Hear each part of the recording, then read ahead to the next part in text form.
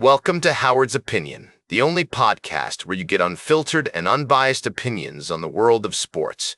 We've got a lot to talk about, but first, let's dive into some sad news from the NFL.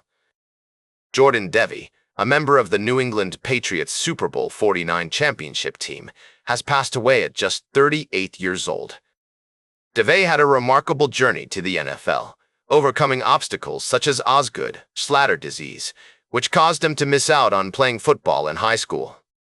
Instead, he played the tuba for his school band and even turned down music scholarships to serve a 2-year mission with the Church of Latter-day Saints in Costa Rica. It wasn't until he attended Snow College in Utah that his knee condition subsided, allowing him to play football again. Devey's determination paid off, as he went on to play for the University of Memphis and eventually landed a spot on the Patriots roster. He started 6 games at left guard for New England during their Super Bowl 49 winning season, and also played for the San Francisco 49ers, Kansas City Chiefs, Oakland, Las Vegas, Raiders, and Buffalo Bills. The Raiders honored Devey's life with a heartfelt social media post, remembering him not only for his contributions on the field, but for the relationships he built and the lives he touched throughout his football journey. After his NFL career, Devey volunteered as a coach for his children's sports teams and as a football coach at Eagle High School in Idaho. It's always tragic to lose someone so young, especially someone who had such a passion for the sport. Our thoughts are with Devey's family and loved ones during this difficult time. We'll be right back with more fascinating sports news on Howard's Opinion. Welcome back to Howard's Opinion. We're diving into the world of sports, and I've got a story that's going to shake things up. The Philadelphia 76ers have just made a massive move, signing none other than LeBron James to their roster. That's right, folks.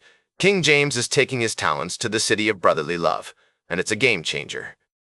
Now, I know what you're thinking. How did they make this happen? Well, it turns out that LeBron signed a 2-year veteran minimum contract, which is a whopping $3.9 million cap hit for the 76ers. But here's the thing. They didn't have enough room under their first apron hard cap to sign him, so they had to get creative. They're going to waive Dalen Terry's fully non-guaranteed contract to make room for LeBron, and they might even trade or waive Johnny Broome or Jabari Walker to make some extra space. But that's not all. The 76ers are also negotiating with Kentavious Caldwell-Pope, who's looking to join the team after a buyout with the Memphis Grizzlies. Caldwell-Pope has a history with LeBron, having won a championship together back in 2019 to 2020, and it's clear that he wants to be part of this new-look 76ers squad. Now, I know some of you might be thinking, is this too much? Are the 76ers trying to buy their way to a championship? But let me tell you, folks, this is a smart move. They're combining a bunch of high-usage players who are all willing to sacrifice for the greater good. Embiid, Maxey, Brown, and now LeBron. That's a formidable lineup right there. Of course, there are still questions about their crunch time hierarchy and how they'll make it all work. But one thing's for sure, the 76ers are all in on this season, and they're going to be a force to be reckoned with. The addition of LeBron James has catapulted the 76ers to the top of the Eastern Conference, and they're now legitimate title contenders. It's going to be an exciting season, folks, and I'm eager to see how it all plays out. Speaking of which, welcome back to the show, folks. We've got a fascinating closing segment for you today as we delve into the realm of NFL talent rankings. Specifically, ESPN has weighed in on the positives and negatives of the Arizona Cardinals' young talent. Now, I know what you're thinking. What's the big deal about being ranked 19th out of 32 teams? Well, my friends, it's all about perspective. On one hand, the Cardinals are still lagging behind in terms of under 25 talent, with no improvement from last year's ranking. That's a concern, especially when you consider that other NFC West teams, like the Seahawks and Rams, have been making waves in the playoffs. But on the other hand, the Cardinals do have some bright spots to look forward.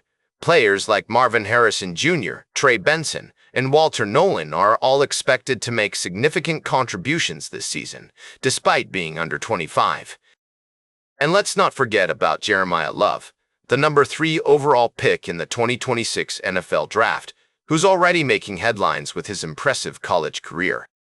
Now, I'm not one to get too caught up in rankings and projections, but it's interesting to see how ESPN's Aaron Schatz views the Cardinals' young talent.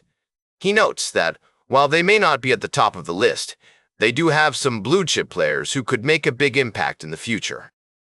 As we wrap up today's show, I want to leave you with some food for thought.